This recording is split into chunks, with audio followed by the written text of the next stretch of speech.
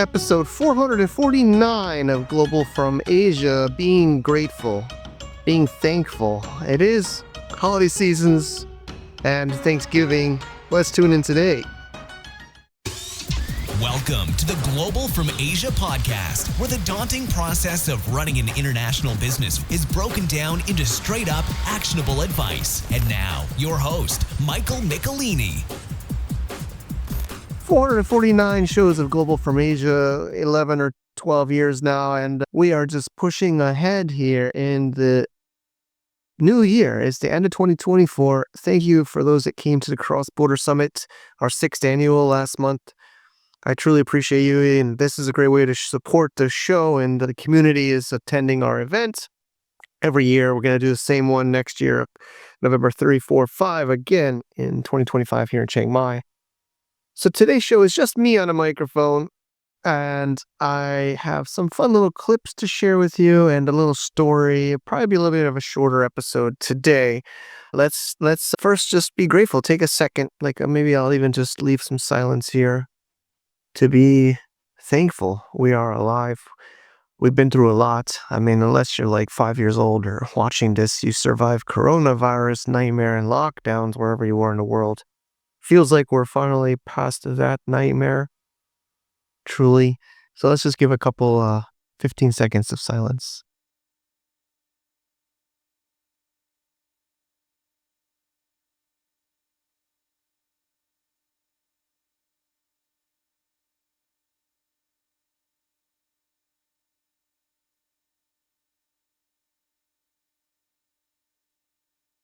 All right. So let's do a little clip for the advertising. Thank you for the advertisers. Are you looking for USA banking solutions for your e-commerce business? I am proud to say Mercury.com is supporting the podcast here 3rd year in a row at Global from Asia, and we're proud to say it because we use them ourselves for many of our own Amazon brands and e-commerce brands and joint ventures with our US structures, and they're super easy to do, online application, no fees, and they have great customer support, have helped us with trouble with Amazon Seller Central over the years about some receipts and statements and everything like that. So we're so happy to say thank you, Mercury, for supporting our show, being a great service, and supporting other e-commerce sellers. We're really proud to say they're a sponsor here, and we also have a video tutorial as well as an overview and a special link with a little bonus for you as well for us under certain conditions. Check it out at globalfromasia.com/Mercury for that information. Thank you for listening, and thank you, Mercury. I am in Thailand. It's Thanksgiving Day. My kids are in school. Some of my American friends take them out of school, but I think Wendy, my wife, and I decided to let them go to school on this Thanksgiving. Probably have more fun there than home anyway. But I was just realizing how far outside of the matrix that I am. It was a little sad. I'm not like in my normal matrix world, like rushing home, rushing to some family events in traffic and in the grind. So it is a little bit of a mindset shift. So I just want to show this little clip. I call it Fleas. The fleas are placed inside the jar. They are left undisturbed for 3 days. Then, when the jar is opened, the fleas will not jump out. In fact, the fleas will never jump higher than the level set by the lid. Their behaviour is now set for the rest of their lives. So I don't know, I keep these saved on my computer phone. Maybe I'm a conspiracy theory crazy person, but I think this one, I watch this regularly. It's just a 1-minute video. So if you were just listening, I know a lot of you are on audio out of iTunes. If you're just listening, it's a video showing like scientists in a lab putting fleas and putting a jar and a cover on top. And the idea is the fleas originally are, when they're maybe born or trying to jump higher, they can jump higher than the jar's lid. But they keep hitting that lid, right? They keep hitting the lid. So they just stop trying to go higher than the lid. And then the scientist takes off the lid and they don't even try anymore to jump above that lid height, even though maybe they're even able to, but they've been programmed by this lid of a jar. So the idea, I guess, is that is not just fleas. That is maybe animals, humans, plants, organisms. They give up, right? They're hitting this ceiling, and they stop trying. They stop trying to go above that ceiling. And so I guess the conspiracy theorist thought is maybe high school, society, media teaches you over time to just not try to break out of the wall, not try to go outside of that ceiling. It's like a glass ceiling. So that's the first one. And the second clip, I watch this even more often. It's called I call it Reprogram on my phone. Let's play that one, Alvin. Reprogram. The beliefs and behaviors you were programmed with as a child weren't your choice, but addressing and changing them as an adult is entirely up to you. It was others who installed your beliefs, habits, and fears. These were given to you by parents, teachers, society. But now, you're the administrator of your own mind. Those old programs might be running in the background, influencing your thoughts and actions. They might be limiting your potential, keeping you stuck in patterns that no longer serve you. It's not your fault these programs exist, but it is your responsibility to update them, to debug the system, to install new, healthier software. You have the power to rewrite your mental code. You can't change your past, but you can change how it affects your present and future. The choice to heal, to grow, to reprogram, that's all yours.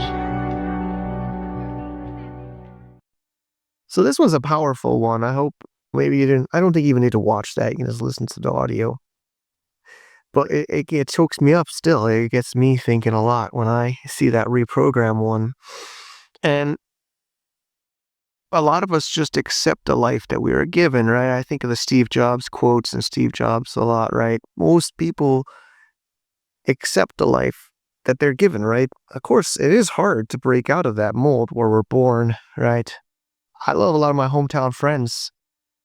I love them, and I've worked with them in business, so I've at least lately less. But a lot of people just stay in that system, right? Maybe maybe it's because I miss my family, but they're born somewhere and they want to stick with their family and their friends and their work and their commitments. And I accept that and I understand that. But I think those are sometimes maybe excuses in a way that we can't do things. Sorry, my timer.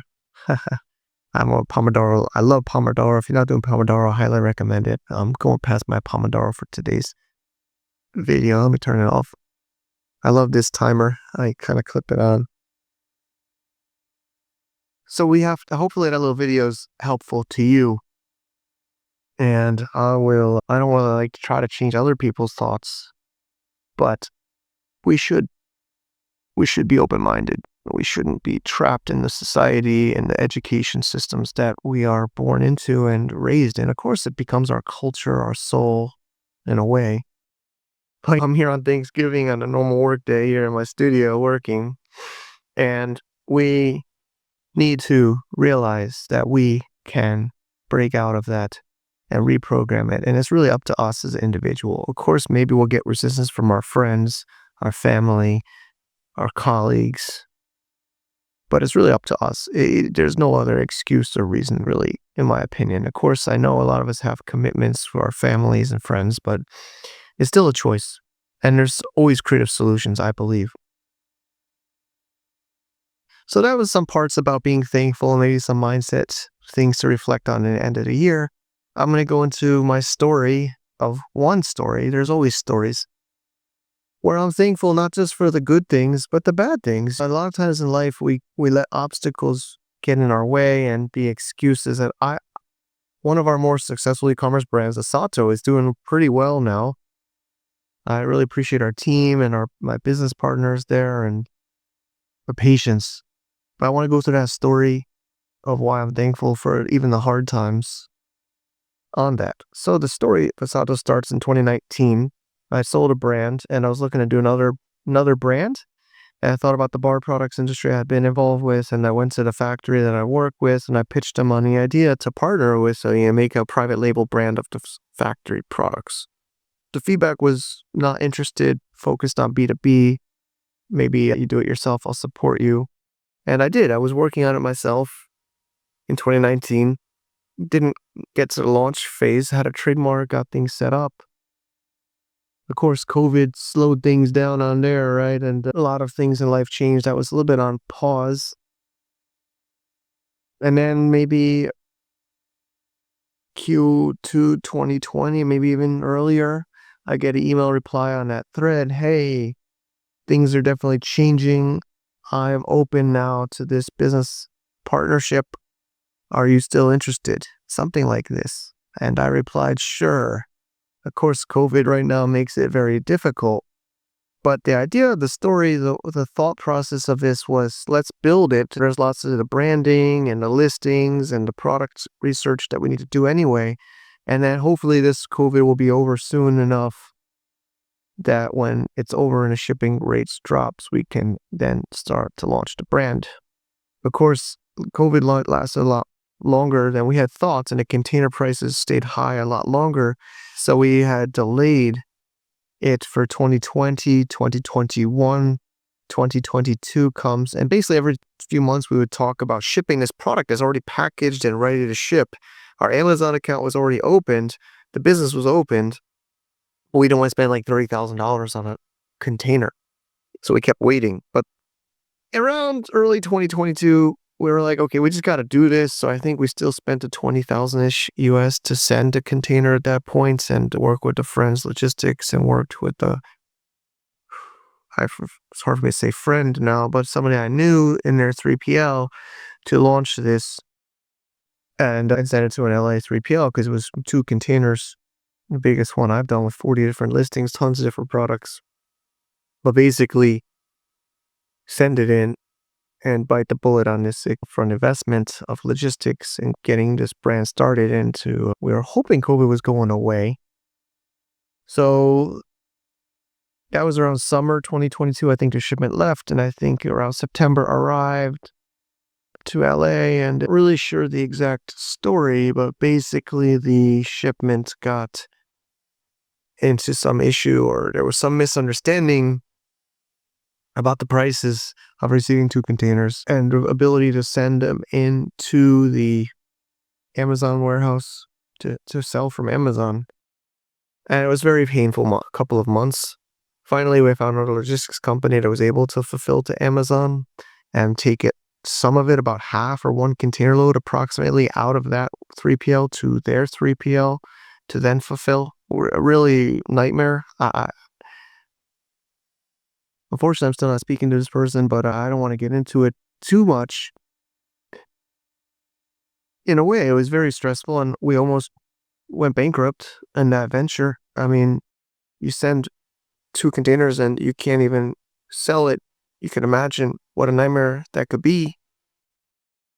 Luckily, I really appreciate my business partner at the factory, and we were able to at least get 1 container-ish of goods selling.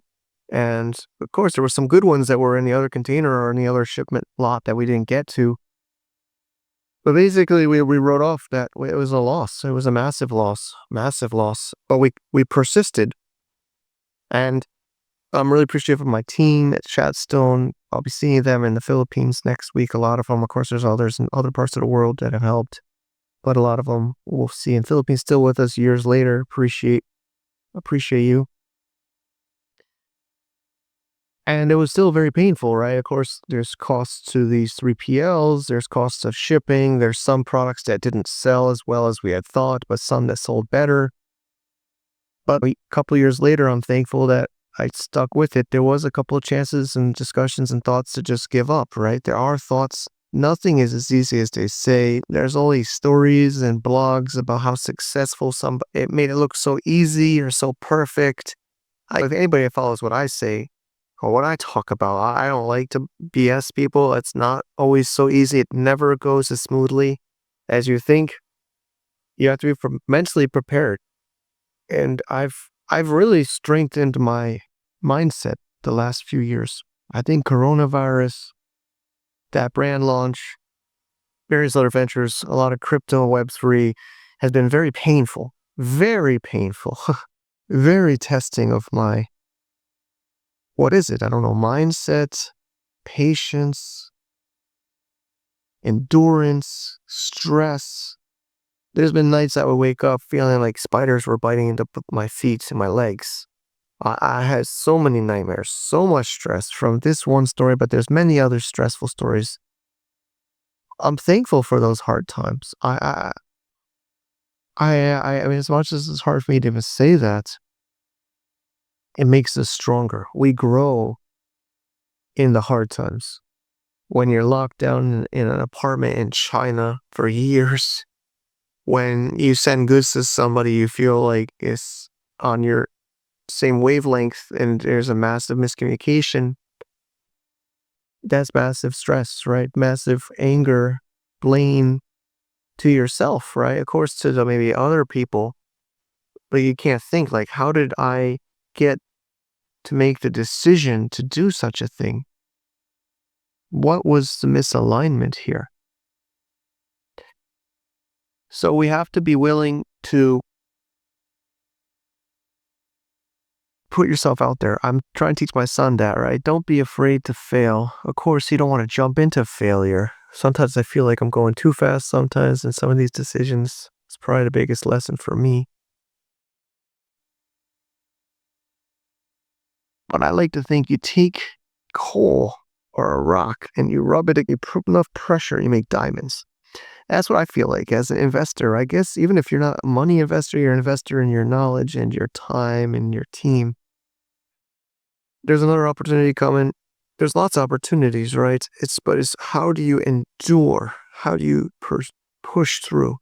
How do you make it to fruition? And that's something I think I have personally gotten better the last few years. So I do think those people that helped teach me that, I don't know if that was intentional thought or not, but I'm thankful for where I am. We should all be thankful. I'm going to start to wrap this one up. Life is hard. Life is not easy, right? Of course, it's easy if you just do whatever somebody else tells you to do. But I think we shouldn't just do what somebody else tells us to do. We have to persist when things get hard.